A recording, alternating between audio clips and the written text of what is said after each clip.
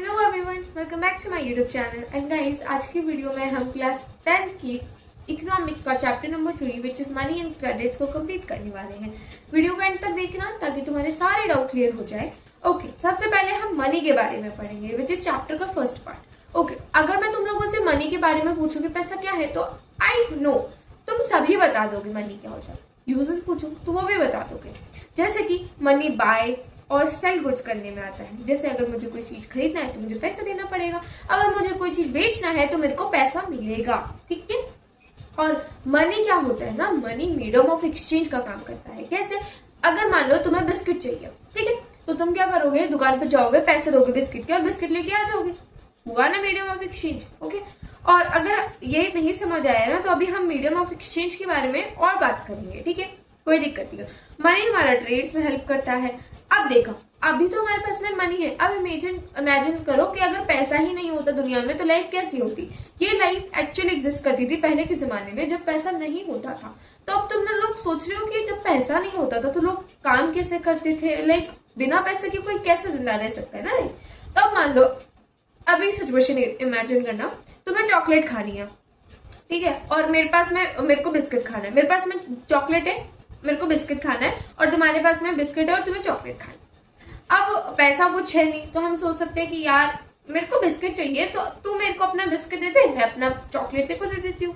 तो क्या हो जाएगा, हमारा बैलेंस हो जाएगा, दोनों की नीड सेटिस्फाई हो जाएगी। तो ये जो सिस्टम है ना वो पहले के जमाने में बार्टर सिस्टम के नाम से जाना जाता था। इसमें पैसा की चीज नहीं थी तो पहले जब पैसा नहीं था तो without money exchange of good होता था ना, तो उस सिस्टम को हमें बार्टर सिस्टम होता था। जैसे अभी मैंने एग्जांपल से बताया, कोई पैसे का यूज नहीं आया है इसमें। ठीक है, ये पुराने जमाने में यूज होता था जब पैसा इंट्रोड्यूस नहीं हुए थे। जिसके पास जो होता है ना, जैसे मेरे पास में चॉकलेट थी तो मैंने वो दे दिया और मेरे को जो चाहिए था वो मैंने ले लिया। ठीक है, अब एक चीज इंपॉर्टेंट है, इसमें दोनों पर्सन्स का एग्री होना जरूरी है। ठीक है, जैसे एग्जांपल अभी मैंने लिया कि मेरे पास चॉकलेट थी, तुम्हारे पास बिस्किट था, तुम्हें चॉकलेट चाहिए, मेरे को बिस्किट चाहिए। तो अब तुम जबरदस्ती से तो नहीं छीनोगे ना मुझसे कि ना चलो चॉकलेट दो, नहीं जो तुम्हें जबरदस्ती बिस्किट लेना पड़ेगा, नहीं। ठीक है, तो ऐसा जबरदस्ती नहीं होती, दोनों का एग्री होना जरूरी होता है कि एक्सचेंज ऑफ गुड्स के लिए, कि अगर हाँ मेरे को बिस्किट चाहिए तुम्हारे और तुम्हें मेरी चॉकलेट चाहिए, बात खत्म। अगर कोई एक नहीं रेडी है तो हम फोर्सफुली उससे सामान नहीं छीनेंगे। ठीक है, इसलिए दोनों लोगों का एग्री होना बहुत ज्यादा जरूरी होता है। ठीक है, अब देखो, किसी चीज सिक्के के दो पहलू होते हैं, एक अच्छा एक बुरा। तो अब हमने बार्टर सिस्टम के मतलब बेसिकली अभी अब तुम लोग सोच रहोगे सही है यार, पैसे वैसे का कोई दिक्कत नहीं है, सही है, बिना पैसों के लाइफ चल रही है, बट इसकी कुछ प्रॉब्लम्स भी है। जैसे डबल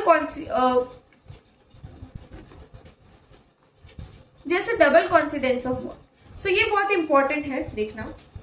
अभी हमने पढ़ा कि दोनों लोगों का एग्री होना जरूरी होता है। अगर एक जना एग्री हो तो उससे काम नहीं बनता है। जैसे अगर तुम लोग एग्री नहीं हो बिस्किट देने के लिए तो मैं तुमसे जबरदस्ती नहीं छीनूंगी। ठीक है, तो दोनों लोगों का जरूरी होता है। ठीक है, सेलर को जैसे मुझे चॉकलेट देनी है तो मुझे उसके बदले में मुझे बिस्किट ही खाना है, तो मुझे बिस्किट मिलेगा तभी मैं अपनी चॉकलेट दूंगी, नहीं तो अदरवाइज मैं दूंगी नहीं। तो मुझे बिस्किट कहाँ से मिलेगा, चॉकलेट के बदले ही तो मिलेगा ना। इसलिए तो अब मान लो मेरे को बिस्किट खाना था, बट तुम अब एक और नई सिचुएशन इमेजिन करना। जैसे मेरे पास में चॉकलेट थी और I want to eat biscuit.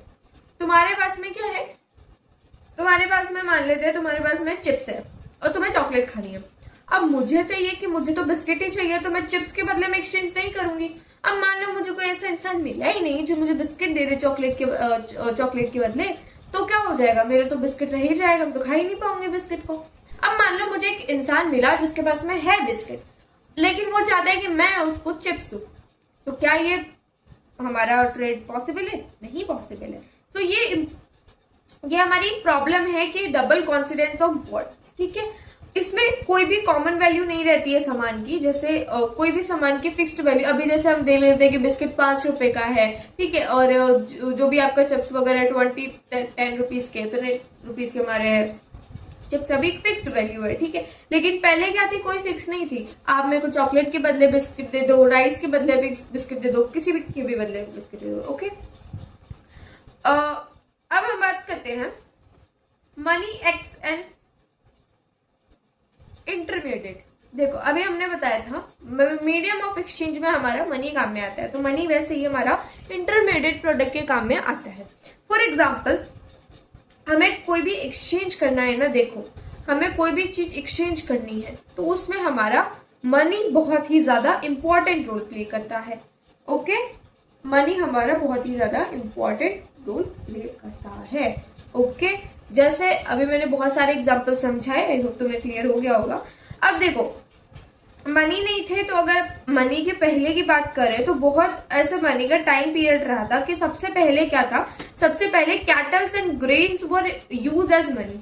देखो अभी चॉकलेट वगैरह का मैंने तुम्हें एग्जांपल्स इसलिए समझाया है बिकॉज अभी तुम लोगों को कॉन्सेप्ट क्लियर होना जरूरी था कि हाँ, बट पहले के जमाने में ना चॉकलेट वगैरह एक्सचेंज नहीं होती थी ग्रेन्स लाइक व्हीट, राइस, ये सब हमारे एक्सचेंज होते थे। तो एक कॉमन बात करें ना, तो अगर तुम लोग गांव में जाओगे ना तो अभी भी कोई ऐसी जगह है जहां पे अगर तुम्हें सब्जी लेनी है ना तो अगर तुम व्हीट दोगे तो तुम्हें सब्जी फ्री में मिल जाएगी, नहीं मतलब व्हीट के बदले में मिल जाएगी। तो अगर हम ऐसे पहले की बात करें, बहुत ही पहले की बात करें, तो हमारी सबसे पहले कैटल जैसे कि हमारे जो पालते ना घर में डोमेस्टिक एनिमल्स, वो ग्रेन्स हमारे व्हीट, राइस वगैरह ये ज्यादा कॉमनली एक्सचेंज होते थे, यूज एज मनी, मतलब ज्यादा एक्सचेंज होते थे। अगर हम कॉइन्स की फिर उसके बाद में हमारा कॉइन्स आया, उसके बाद में पंच्ड मार्क कॉइन्स था जो कि 2500 में फर्स्ट इंट्रोड्यूस हुआ। ओके, फिर उसके बाद में आया गुप्ता पीरियड जिसमें हमें Gupta coins, gold coins use करे गए। फिर तुगलक पीरियड आया जिसमें टोकन, कॉपर, ब्रॉन्ज की करेंसी यूज होने लगी। फिर अकबर के टाइम पे गोल्ड मोहर यूज होने लगी और अभी आता है मॉडर्न कॉइन जो कि बहुत ही ज्यादा इंपॉर्टेंट है। अभी हम देखो पैसा यूज करते हैं, कॉइन्स यूज करते हैं, डिजिटल मनी यूज करते हैं। और ये क्या है, अब तुमने कभी सोचा कि कभी किसी इंसान ने मना नहीं किया है पैसा लेने से? कभी आप शॉप पे गए हो तो आपने बिस्किट के बदले में पैसा दिया और डॉक्टर जो दुकानदार है उसने बोला हो कि नहीं मैं पैसा नहीं लूंगा, ऐसा बोला है? क्यों ऐसा कोई क्यों नहीं बोलता? क्योंकि जो मनी है ना वो हमारा गवर्नमेंट के द्वारा ऑथराइज्ड है। गवर्नमेंट को बोलती है कि हाँ ये हमारी एक मेन करेंसी है और इसको कोई डिनाई नहीं कर सकता इसके एक्सचेंज को। इसलिए हमारा जो मॉडर्न कॉइन है, पैसे हैं, वो वाइडली एक्सेप्टेड है, ठीक है, सभी के द्वारा लॉ लीगलाइज्ड है, इसलिए हम इसे मीडियम ऑफ एक्सचेंज में यूज करते हैं। गवर्नमेंट बोलती है कि कोई भी इसका ट्रांजेक्शन, इससे मनी का ट्रांजेक्शन रिफ्यूज नहीं कर सकता है मनी के द्वारा। ओके, अब सबसे पहले इंपॉर्टेंट ये चीज है तुम्हें समझना कि मनी इतना एक्सेप्टेड क्यों है widely, because it act as an because it was authorize by Indian government. Okay, authorize कौन करता है? इसको आरबीआई बोलती है, आरबीआई करती है। ओके, अब हमारा देखो, अब हम बात करते हैं डिमांड डिपोजिट। अगर तुम इसके टाइटल से पढ़ो तो तुम्हें समझ आ जाएगा डिमांड डिपोजिट। डिपोजिट क्या होती है सबसे पहले वो समझना जरूरी है। डिपोजिट क्या होती है सबसे पहले वो समझना जरूरी है। मान लो तुम बैंक में गए, तुम्हारे पास में कुछ सेविंग थी, तुमने वहां पे जमा करा दी, वो क्या हो गई? तुम्हारी डिपोजिट हो गई, वो चीज डिपोजिट होती है। ओके, अब डिमांड डिपोजिट, मैंने डिमांड करी कि मेरे को मेरा पैसा वापस चाहिए, तो मैं उसी टाइम पे विड्रॉ करवा लूंगी, मेरा पैसा वापस आ जाएगा, तो वो मेरा डिमांड डिपॉजिट हो जाएगा। ठीक है, तो वो पैसा जो कि हम डिपॉजिट कराते हैं बैंक में और जब भी हमारा मन करे तो हम उसको ले सकते हैं अपने पास में, अपने बैंक अकाउंट में। ठीक है, हम सॉरी बैंक अकाउंट में नहीं, हम अपने पास में ले सकते हैं, तो वो हमारा डिमांड डिपॉजिट है। मतलब आपने डिमांड करी, आपकी डिपॉजिट आपके हाथ में आ गई, डिपॉजिट हो। ठीक है, एग्जाम्पल आपके पेरेंट्स कभी बोलते होंगे हमें डिपॉजिट करवाना है बैंक से, ये सब चीजें, तो ठीक है, थोड़ा कॉन्सेप्ट को क्लियर करना, रटना नहीं है। अगर हम फॉर्म्स ऑफ मनी बात करें तो मनी की दो फॉर्म्स है, करेंसी जैसे कि नोट्स वगैरह, डिपॉजिट प्लस चेक जैसे कि हमारा बैंक में पैसा पड़ा होता है चेक में, क्योंकि अगर ज्यादा भारी पैसा होता है ना तो हम उसे जेब में हमारे लेकर के नहीं घूमते, हम उसे बैंक में जमा करा देते हैं। डिपॉजिट चेक के बारे में भी बात करने वाले हैं। करेंसी हमारे दो टाइप की होती है, पेपर नोट एंड कॉइन्स।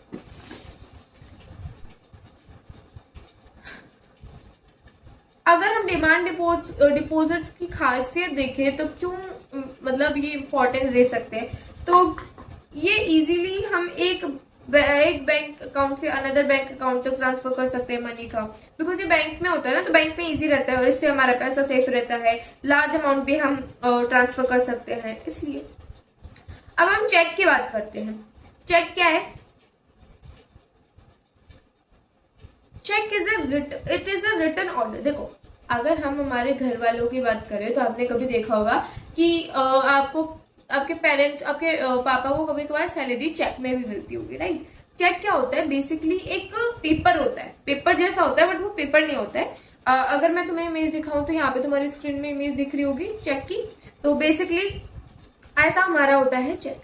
सो यहाँ पे अगर देखोगे बहुत सारी चीजें लिख रखी है, जैसे कि टू पे, ओके, पे और रुपीज यहाँ पे, एंड यहाँ पे लिख रखा है रुपीज साइड में और फिर साइड में। तो जिसके अकाउंट में या फिर जिसके अकाउंट पे हमें पैसे ट्रांसफर करवाने होते हैं ना, उसका नाम हम पे की जगह रखते हैं। जितने पैसे होते हैं ना, कितने पैसे आपको, एक मान लो मेरे पास में 55,000 रुपीज है, ठीक है, और मैंने तुम्हें देने हैं 55,000 रुपीज, ओके। तो मैं तुम्हें एक चेक बना करके देती हूँ जहाँ पे पे की जगह मैं तुम्हारा नाम लिखती हूँ और जो रुपीज है वहाँ पे मैं 55,000 रुपीज ओनली लिखती हूँ। उसके बाद में साइड में मैं अपना सिग्नेचर करती हूँ चेक। अब तुम लोग बैंक में जाओगे, बैंक को चेक दिखाओगे तो तुम्हारे पैसे अकाउंट में आ जाएंगे, ठीक है।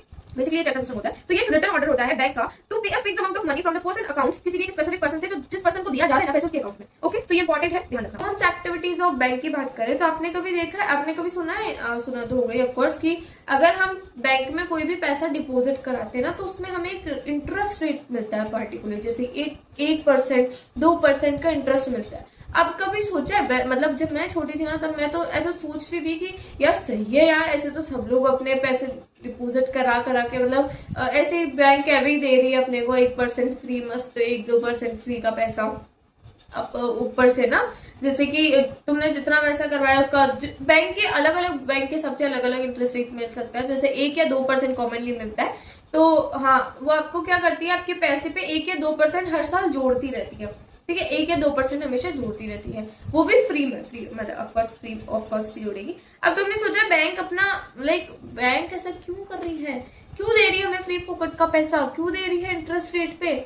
इसमें बेटा बैंक का फायदा है, कोई भी इंसान बिना फायदे के कुछ नहीं करता है। देखो, क्योंकि मान लो मैंने क्या कराया, बैंक में पैसा डिपॉजिट कराया 1 लाख रुपए का। अब बैंक क्या करेगी, वो 1 लाख रुपए को किसी और को धार पे दे देगी, उसमें से कुछ पैसा रख लेगी, 15% उसका पैसा रख लेगी अपने पास में, और बाकी जो बचा ना उसको हमें आगे दे देगी किसी और को लोन पे, ओके। अब वो इंसान क्या करेगा, लोन रखेगा, और जब भी उसका टाइम आएगा ना एक स्पेसिफिक इंटरेस्ट रेट पे देगी कि हाँ अब आपको इसके इंटरेस्ट के साथ में चुकाना है वापस बैंक को, ठीक है, आपको स्पेसिफिक इंटरेस्ट या फिर इंटरेस्ट के साथ में आपको चुकाना है। तो वो बट जिसने लोन लिया है वो क्या करेगा, मेन जो पैसा था वो तो देगा ही, ऊपर से जो इसका इंटरेस्ट बना वो भी देगा। अब वो बैंक को ज्यादा पैसे देगा देन द एक्चुअल प्रिंसिपल से ज्यादा पैसा देगा। अब देखना, प्रिंसिपल से 1 लाख रुपए से ज्यादा ही पैसा गया बैंक के पास में, 1 लाख रुपए से ज्यादा ही पैसा गया बैंक के पास में। अब बैंक की तो प्रॉफिट है ना, मतलब 1 लाख से कम वो लोन पे दिया था और 1 लाख से ज्यादा हमारे पास में आया पैसा, तो उसी में से हमें एक दे देती है कि हाँ चलो इन भले लोगों ने हमें दिया है तो 1% दे देते। नहीं, ऐसा भी नहीं सोचती है बैंक, इसलिए देती है क्योंकि आप वापस उस बैंक में डिपॉजिट करो, वापस आपका पैसा उस बैंक में जमा कराओ ताकि बैंक आगे दे सके, ठीक है। तो इसलिए बेटा बोलती है बैंक लोन ले लो हमसे आपको, ठीक है, इसलिए बैंक होती है।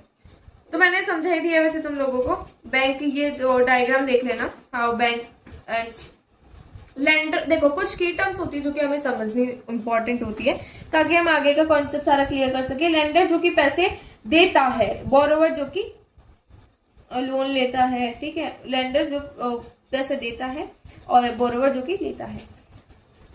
अब तुमने सोचा कि बैंक 15% अपने पास क्यों रखती है, बिकॉज बैंक को ना मजा नहीं आता है कि चलो 15% अपने पास रख लेता हूँ, नहीं, बैंक दे सकती है क्योंकि जितना ज्यादा पैसा उस पर उतना इंटरेस्ट आएगा। बट मान लो अगर तुमने पैसे विड्रॉ करवाए, ठीक है, तो तुम्हारे पैसे क्या गए, बैंक के पास गए, बैंक ने तो हाथों हाथ उसको लोन पे दे दिया। अब तुम जा रहे हो अगले दिन ही बोल रहे हो कि नहीं मेरे को तो मेरा पैसा वापस चाहिए, तो बैंक क्या करेगी, तो बैंक तो फंस जाएगी। तो इसलिए वो अपना 15% अपने पास रखती है ताकि अगर तुम्हें वापस चाहिए तो वो उसमें से तुम्हें देगी थोड़ा पैसा। अब क्योंकि बहुत ज्यादा बड़े स्केल पे होता है तो उसके पास में बहुत ज्यादा मनी ऑफ ट्रांजेक्शन, मतलब बहुत ज्यादा मनी का ट्रांजेक्शन होता है, तो इसलिए सबका 15% जो जिसको इमरजेंसी होती है वो उसमें से खटपुटा करके दे देती है। अब हम बात करते हैं हमारे चैप्टर के नेक्स्ट पार्ट की विच इज क्रेडिट्स। क्रेडिट्स क्या होता है? क्रेडिट एक लोन हम बोल सकते हैं इसको। एक ऐसा एग्रीमेंट होता है जब कोई भी लेंडर जिसको पैसा अपना उधार पे देना होता है, और बोरोवर मतलब पैसा लेने वाला, जब जो लेंडर है बोरोवर को पैसा देता है, गुड्स और सर्विसेज होता है, उसी चीज को हम क्रेडिट्स बोलते हैं। उसी चीज को हम क्रेडिट्स बोलते हैं। क्रेडिट्स एक पॉजिटिव और नेगेटिव रोल्स भी प्ले करती है। कैसे? लोन्स, अभी मैं क्रेडिट बोलूंगी ना तो तुम लोगों को कंफ्यूजन होगा, तो बेसिकली मैं लोन ही बोल देती हूँ उसको। तो लोन है ना, दो पॉजिटिव और नेगेटिव साइड्स होती है इसकी। पॉजिटिव कैसे, नेगेटिव कैसे? मान लो तुम्हें कोई स्मॉल बिजनेस चालू करना है बट तुम्हारे पास पैसे नहीं है, तो तुम क्या करोगे? लोन लोगे और उस पैसे को अपने बिजनेस पे इन्वेस्ट करोगे, और अगर तुम्हारा बिजनेस अच्छे से चल गया तो तुम वापस लोन चुका दोगे, और ऊपर से तुम्हारा बिजनेस अच्छा चल रहा है, तुम्हारी तो लाइफ सेट है अब। बट अब एक ऐसा सिचुएशन इमेजिन करो कि तुमने पैसे तो ले लिए लोन पे बट तुम्हारा बिजनेस चला ही नहीं अच्छे से, तो फिर क्या करोगे? तुम पैसा कहाँ दोगे लोन को? लोन का पैसा कहाँ दोगे? इंटरेस्ट अलग जुड़ रहा है, वो दिक्कत अलग है। अब तुम उस लोन को चुकाने के लिए एक और नया लोन करोगे ताकि वो तो पुराने वाले को दे पाए, क्योंकि गवर्नमेंट बैंक तो पैसा मांगेगी ना, बैंक को भी तो आगे देना है ना, उसको खुद का पैसा थोड़ी है फ्री में बांटती फिरेगी। इसलिए अब वो क्या करेगा? फिर ऐसे लोन लेता जाएगा, तो वो एक ट्रैप में फंस गया। तो उसी हमको बोलते हैं डेब्ट क्रेडिट। ओके, उसी चीज को हम बोलते हैं डेब्ट क्रेडिट। एक नेगेटिव सिचुएशन, तो पॉजिटिव और नेगेटिव दोनों हमने सिचुएशन देख लिया। ओके, यहाँ पे सपना का केस भी तुम लोग देख लो। वो बेसिकली एक क्रॉप मतलब फार्मर है, तो उसको अपनी क्रॉप की अच्छी के लिए लोन लिया, उसने क्रॉप डिस्ट्रॉय हो गई तो वो सेल करी बट उतना पैसा नहीं आया उसके पास में, तो वो डेब्ट क्रेडिट की सिचुएशन में फंस गया। अब टर्म्स ऑफ क्रेडिट्स, लोन की टर्म्स क्या होती है? जैसे मान लो अगर बैंक से लोन लेते हो, बैंक से या फिर कहीं से भी लोन लेते हो, तो वो क्या, बैंक से अगर आप लोगे तो वो एक इंटरेस्ट रेट फिक्स करेगी कि आपको हर साल के हिसाब से इतना % आपका बढ़ेगा, जिसके साथ में आपको प्रिंसिपल अमाउंट के साथ में इतना % एक्स्ट्रा देना पड़ेगा। और साथ में ना बैंक आपके कोलेट्रल, जैसे कि कोलेट्रल मतलब जैसे कि कोई भी लैंड, गाड़ी, किसी पे आप लोन ले, जैसे आपको ऐसे फ्री में लोन कोई नहीं देने वाला। वो गवर्नमेंट देखेगी कि यार अगर मान लो मैंने इसको लोन दे दिया और ये मेरा पैसा लेके कहीं भाग गया, तो फिर हम क्या करेंगे? हम इस पे केस करने बैठेंगे। कितने लोगों पे केस करेंगे? अगर मान लो सभी भाग गए फिर क्या करेंगे? तो गवर्नमेंट बेटा बहुत स्मार्ट है, वो क्या करती है उनसे कोई भी गाड़ी के पेपर्स रखवा लेती है अपने पास में, कोई भी जमीन के कागजात रखवा लेती है, फिर वो बोलती है कि आप हमें ये दे दो, उसके बदले में हम आपको लोन दे देंगे, ताकि आप जब लोन चुकाओगे तो अभी वापस ले लेना। ठीक है, अगर तुम लोग भाग गए कहीं पे तो हमारे पास में कुछ बैकअप तो होना चाहिए ना, तो इसलिए उन्हें हम टर्म्स ऑफ क्रेडिट बोलते हैं। जैसे कि कोई भी डॉक्यूमेंट्स वगैरह हो गए, कोलेट्रल्स हो गए, ठीक है। तो हर एक एग्रीमेंट, लोन एग्रीमेंट एक स्पेसिफिक अमाउंट का इंटरेस्ट रेट फिक्स करती है, जो कि बोरोवर को देना पड़ता है रीपेमेंट ऑफ प्रिंसिपल के साथ में। सिक्योरिटी भी मांगती है अगेंस्ट क्रेडिट। अब कोलेट्रल क्या होता है? एक एसेट जो कि बोरोवर के पास होता है। जैसे कि तुम्हारे पास में लैंड, बिल्डिंग वगैरह है और तुम्हें लोन चाहिए, तो तुम क्या देखोगे? उसको गिरवी पे रखोगे, उसके बाद में जब लोन रिपेड हो जाएगा तुम्हें वापस मिल जाएगा। कोऑपरेटिव क्या होता है? कोऑपरेटिव सोसाइटीज अलग अलग जनों की स्पेसिफिक मेंबर के लिए बनाई जाती है। जैसे कि अगर हमें कृषक यानी कि खेती से रिलेटेड है तो कृषक वो हमारा क्या होता है? कृषक कोऑपरेटिव हो गया हमारा। अगर आपको ऐसे ही ना इंडस्ट्रीज के लिए इंडस्ट्री वर्क कोऑपरेटिव्स हो गया, तो वो सिर्फ क्या करती है? ये कोऑपरेटिव सोसाइटी जिसके लिए बनाई जाती है ना, सिर्फ उसी को लोग देती है। जैसे कृषक की बात करें तो हम वो सिर्फ फार्मर्स को देगी, इंडस्ट्रीज की बात करें तो वो इंडस्ट्रीज पे काम करने वाले लोगों को ही देगी। फॉर्मल एंड इनफॉर्मल सोर्स की बात करते हैं। Formal and informal source of loan की आप लोन क्या ले सकते हो? एक तो फॉर्मल जगह से ले सकते हो और एक इनफॉर्मल जगह से ले सकते हो। फॉर्मल जैसे कि फॉर्मल देखो तुम लोग, फॉर्मल इनफॉर्मल तो समझ आई, थोड़ा बहुत आते होगा, इंग्लिश में लेटर वगैरह पढ़ते। फॉर्मल मान लो एकदम फॉर्मल मतलब तुम एकदम फॉर्मल ड्रेस्ड हो, एक वेल ड्रेस्ड हो। इनफॉर्मल मतलब तुम कैजुअल हो। ठीक है, ये एक एग्जांपल से समझा रही हूँ, एग्जांपल भी नहीं है बेसिकली, ये ट्रिक या फिर तुम लोग कैसे भी फॉर्मल एंड इनफॉर्मल में डिफरेंस करने के लिए। अब फॉर्मल वो सोर्सेस होती है जहाँ पे तुम लोग, जैसे कि बैंक्स हो गया, कोऑपरेटिव्स हो गया, वहां से तुम लोग लोन लेते हो ना, तो वो हमारी फॉर्मल सोर्स होती है। अब बैंक्स वगैरह बहुत स्मार्ट होती है, तो बहुत सारे डॉक्यूमेंट्स वगैरह मांगती है। ठीक है। और फिक्स्ड रेट वो बोलती है कि आपको इतना इंटरेस्ट है तो पे करना ही पड़ेगा, लेकिन इसके साथ में कुछ एडवांटेज भी होते हैं, विच इज ये बहुत ज्यादा सेफ रहता है और regulated by RBI, reserve bank of India. बहुत इंपॉर्टेंट है आरबीआई, ठीक है। अभी हम इसके बारे में पढ़ने वाले हैं। इनफॉर्मल सोर्स होता है जैसे कि आप आपके फ्रेंड्स फैमिली कहीं से लोन ले लेते हो, मतलब लोन किया उसको बोल देते हो कि भाई थोड़े दिन के लिए दे दे पैसे, तो वो हाई इंटरेस्ट रेट लगा देता है। रिस्की और अनसेफ भी होता है कि अगर मान लो अगर तुम लोग पैसे नहीं प्रोवाइड करवा पा रहे तो बैंक एटलीस्ट टाइम तो देती है तुम्हें, बट वो क्या करते हो तो बोल क्योंकि कल ही मार्केट शुरू कर दे क्या पता, इसलिए ये ज्यादा रिस्की और अनसेफ रहता है। आरबीआई द्वारा रेगुलेटेड नहीं होता है और इसमें कोई भी डॉक्यूमेंट नहीं मांगे जाते हैं। अब आरबीआई मैं बोल तो रही हूँ, व्हाट इज आरबीआई? तो आरबीआई एक है reserve bank of India. Basically क्या है ये हमारा ये तुम लोग मानो छोटे बैंक्स है। अब बैंक्स है उसको एक बड़ा हेड है जो कि रेगुलेट कर रहा है। रेगुलेट मतलब कंट्रोल होता है। तो क्या कर रहा है, छोटे बैंक्स को, सभी बैंक्स को आरबीआई हमारा मेन हेड की तरह कंट्रोल कर रहा है कि हाँ तुम लोग करो। तो धुरंधर मूवी का एक डायलॉग नहीं है, तो बच्चा है मेरा, तो आरबीआई वैसा ही करता है, ठीक है। ये क्या करता है, जितने भी करेंसी नोट्स होते हैं उनको रेगुलेट करता है, ठीक है। तभी हमारा जो पैसा है ना वो ऑथराइज्ड है, क्योंकि जो आरबीआई, मैंने तुम्हें स्टार्टिंग में भी बताया था, तो हम लोग सुनते नहीं तो बात। ओके, तो ये क्या करती है, आरबीआई रेगुलेट करती है या फिर कंट्रोल करती है करेंसी ऑफ मनी, इश्यूज करती है, ठीक है। और ये सुपरवाइज करती है बैंक्स को, सभी बैंक्स को। ये देखती है कि कितना बैंक किसको लोन दे रहा है, कि कहीं ऐसा तो नहीं है कि बैंक सिर्फ अमीरों को लोन दे रहा है, कभी गरीबों को नहीं दे रहा है। और ये भी देखती है कि कितना % किसको लोन दिया जा रहा है, ठीक है। फॉरेनर एक्सचेंज यानी कि जो डॉलर्स वगैरह में पैसे आते हैं उन सब का भी ध्यान रखती है। कंट्रोल करती है डिजिटल पेमेंट्स को, इन सब चीज को हमारा आरबीआई फंक्शन करती है।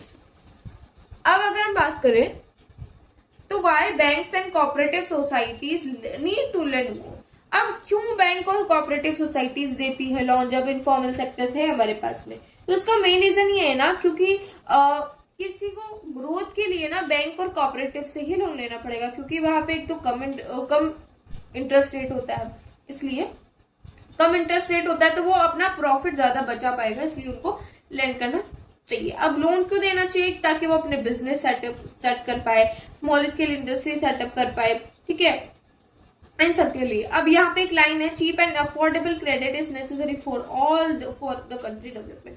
क्योंकि अगर हम चीप लोन प्रोवाइड करवाएंगे तो लोग क्या करेंगे, उसको यूटिलाइज करेंगे और कोई भी बिजनेस वगैरह खोलेंगे, तो इकोनॉमिक कंडीशन अच्छी होगी ना।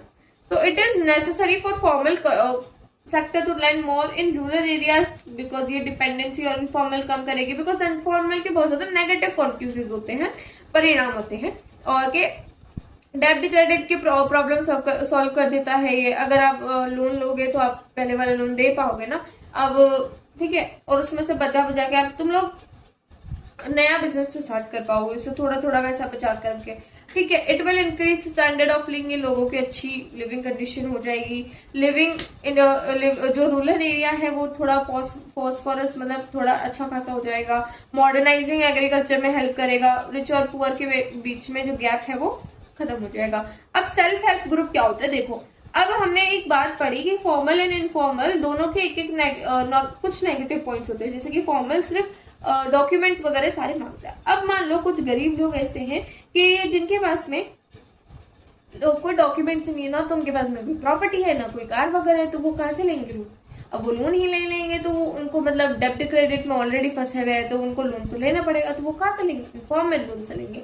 बट उनका हमने क्या देखा, उनका हाई इंटरेस्ट रेट होता है। तभी हम देखते हैं कि इनफॉर्मल सोर्स पे अभी रूरल एरिया में सबसे ज्यादा लोन इनफॉर्मल सोर्स ही ले रहे हैं। तो इसलिए अब कुछ लोग है ना, उन्होंने सोचा कि यार अब तो देखो ज्यादा हो रहा है, अभी हमें हमारी कंडीशन को सुधारनी पड़ेगी, तो इसलिए वो एक ग्रुप बना लेते हैं, उसे बोलते हैं सेल्फ हेल्प ग्रुप। नाम से समझो, सेल्फ हेल्प मतलब हम खुद की मदद खुद कर लेंगे। ये एक इनफॉर्मल ग्रुप होता है जहाँ पे जो लोग होते हैं ना 15 से 25 जो मेंबर्स होते हैं वो अपने नेबरहुड करके मतलब एक ग्रुप बना देते हैं, और वो क्या करते हैं, हर एक मेंबर 25 से 100 रुपए या फिर उससे ज्यादा अपनी कैपेसिटी पे डिपेंड करता है, उतना पैसा प्रतिदिन के हिसाब से बचाते हैं। और वो उन पैसे को जैसे उनके पास में थोड़ी ज्यादा क्वांटिटी आ जाती है पैसे की, तो वो क्या करती है, उसको लोन पे दे देती है अपने ही मेंबर को, किसी बाहर वाले को नहीं, सिर्फ अपने ही मेंबर को। 15-20 मेंबर होते हैं, उन्हीं को लोन पे दे देती है, और फिर वो मेंबर वापस दे देता है एक स्पेसिफिक इंटरेस्ट रेट पे, जो कि कम होती है बाकी इनफॉर्मल और फॉर्मल रेट से, ठीक है।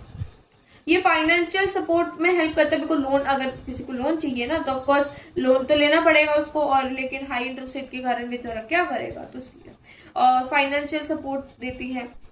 अब देखो, जब भी पुअर वुमेन्स फॉर्म करती है ना SHG सेल्फ हेल्प ग्रुप, वो वुमेन्स भी कर सकती है, मैन भी कर सकता है, कुछ भी ऐसा नहीं है। तो जब वुमेन करती है ना तो बैंक क्या करता है, उसको मनी देता है। अब जैसे मान लो बहुत सारी वुमेन्स के ग्रुप ने सेल्फ हेल्प ग्रुप बनाया, तो बैंक क्या करता है, उसको बिना किसी डॉक्यूमेंटेशन के लोन दे देता है। ओके, और अगर किसी एक मेंबर, मान लो तुम लोगों ने बैंक से लोन तो ले लिया, एक मेंबर को लोन चाहिए था और उसने सेल्फ हेल्प ग्रुप को क्या देता है, बैंक लोन ले देता है। तो अगर मान लो किसी एक मेंबर स्ट्रगल कर रहा है उस बैंक के लोन को रीपे करने में, तो क्या जो अदर मेंबर्स होंगे वो उसको सपोर्ट करेंगे, ठीक है, स्टेप टू फॉलो अप, मतलब उसको सपोर्ट वगैरह करेंगे, और फिर ये सारे मिलकर के पैसे वापस पहुंचा देंगे। अब ये रेगुलर मीट करते हैं तो वो अपने health, nutrition, domestic violence, society के बारे में भी बात करते हैं। अब ग्रामीण बैंक इन बांग्लादेश की बात करें तो वो स्मॉल लोन्स प्रोवाइड करता है पुअर लोगों को, स्पेशली वुमेन्स को, बिना किसी डॉक्यूमेंटेशन के। Started by Muhammad Yunus. और ठीक है, अब ये RBI के कुछ फंक्शंस है जो कि मैंने तुम्हें ऑलरेडी समझा दिए हैं, और ये RBI के कुछ फंक्शंस है जो कि मैंने तुम्हें ऑलरेडी समझा दिए हैं। ओके, आई होप तुम लोगों को ये चैप्टर अच्छे से समझ आ गया होगा। वैसे मैंने सारी चीजें इसमें समझा दी है। आई होप तुम लोगों को ये चैप्टर क्लियर हो गया होगा। अगर तुम्हें अच्छा लगा हो तो लाइक से सब्सक्राइब कर देना। Thanks for watching, bye. मिलते तुमसे नेक्स्ट वीडियो में, तब तक के लिए गुड बाय।